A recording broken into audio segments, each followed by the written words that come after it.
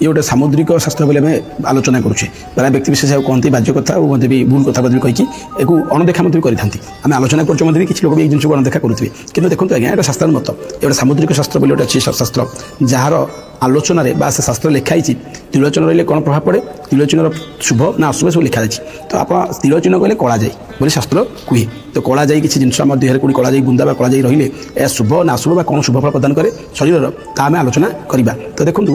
कला जाए जो शरीर रही आलोचना करुचे देखो गोटे नारी पुरुष कौ जगार रही कौ पट साइड रही विशेष भाव शुभ अशुभ जानवा आवश्यक अटे तो जब देखा गोटे नारीटीर बाम पार्श्व कहले से बामपट अंगर आप स्पेस मुंडटू ये बामपट साइड जो जगह रहा नारीर शुभ अटे नारी शुभदायक परिस्थिति उपजी थाए बाम आंगे जमी जो देखा पुरुष दक्षिण पट दक्षिण अंगर यदि रहा तो विशेष भाव में पुरुष कि शुभदायक रही थाए तो शास्त्रानुमत ये रही नारीर बामपट पुरुषर डाण पार्श्व जदि कला जाई बुंदा रुहे यह अत्यंत शुभदायक रही थाए तो कला जाई बुंदा गुड़ा कौन शुभ सूचना प्रदान करे ता भी आप जानते अतीत लोक मैंने वयस्क लोक मैंने कहते यार कला जाई बुंदा बुझर अच्छी यार धन वृद्धि हुए किंतु एठी मोटे जिन आपको सूचे दी भी जे किसी कला जाई बुंदा भी शारीरिक असुस्थता कारण भी रही है विशेष भाव में गुरुत्व देवे ट्रिटमेंट करी कला जाई बुंदा केतबेला से जन्म ठारू जन्म समय शिशुटीर जन्म समय कला जाई बुंदा रही है कला जाई रही है धीरे धीरे समयानुक्रमे पिला बढ़ला किसी समय वृद्धि घटे और से आकृति बेले बेले से आकृति जन्म भी रही है तो विशेष भाव में कौ जगह बाम अंग रही तो नारी कहली शुभ पुरुष डाण पट अंग डाण पट साइड रही शुभ बोली प्रश्न उठिला विशेष भाव में गोटे व्यक्तिर जो आप कपाल में कहवा जी कला जाई रोचे कपाल तो विशेष भाव में से व्यक्ति ज्ञानी गुणी मानी हुए शास्त्र हुए खाली से नारी हूँ पुरुष हूँ जहाँ कपाल कला जाई रोचे ज्ञानी बहुत अगाध ज्ञान अधिकारी पाए बहुत गुड़े ज्ञान प्राप्त कर ज्ञान वृद्धि घटे विशेष भाव में मानी हे जो कहते समाज में गोटे ख्यात नाम व्यक्ति भाव में से नाम समाज गोटे ख्यातिपूर्ण नाम व्यक्ति भाव में नाम अर्जन करें आम शास्त्र हुए आ व्यक्ति जानते उठे भी कला जाई थाए से पुरुष हूँ नारी हूँ मित्र भाषी हूँ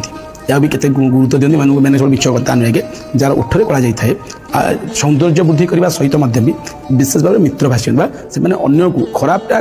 को आम ग्रहण करेंगे से अन्य को मोहित करें कथा द्वारा भगवान शक्ति दे था जार उठे था कंठरे जार कला जाए आज्ञा बर्तमान कंठरे प्राय व्यक्ति जो मैंने कला जाए कला जाए बुंद रही है भी सी जेको साइड रोना कहीं से व्यक्ति कला प्रिय हे बर्तमान संगीत प्रिय हे बोले शास्त्र प्रिय संगीत प्रति रुचि रखिए गीत भल गाइबे कि भल नाचिपारे कौन कला क्षेत्र में से भल खेलाड़ी भी पारती तो यहाँ शास्त्र मत रही विशेष भाव में आप कहते जीभरे यहाँ बहुत रेयर बर्तमान को जीभरे त्रिलोचन रहा आम शुणीचे किंतु यहाँ कि भगवान कृत बोले कहवा जार कि जार जीभर त्रिलोचन रहा ऐश्वर्य शक्ति वृद्धि घटे से व्यक्ति पाखे गोटे ऐश्वर्य शक्ति आसी है ऐश्वर्य शक्ति कहले गोटे स्पिरिचुआल शक्ति आसी है जहाँकि से व्यक्ति जो जिनिस कहे ता भविष्यवाणी सत्य हो जाए शास्त्रानुमत रही है भगवान कृत यहाँ बहुत रेयर आसे बर्तमान शास्त्र कही किंतु शरीर भितर जेकोसी जगह आम जब आलोचना कले बामपट हूँ नारीर पुरुषर हूँ डाण पटर यदि रुहे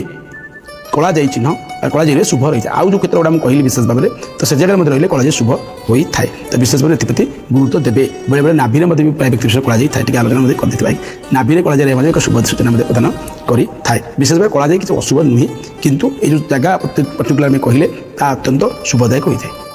देहर कला जाई आम शुभ कि अशुभ से संपर्क में सविशेष तथ्य रखि बहुत बहुत धन्यवाद आशा करुच्ची निहाती भाव में आपंक मनर यह द्वंद्वर आपण समाधान पाइबे जीवन जिज्ञासा कार्यक्रम यह ही मूल लक्ष्य एमितिया किसी जिज्ञासामूलक प्रश्न तार अति सुंदर समाधान सहित पुणी थे फेरी आसो आज ये रही नमस्कार।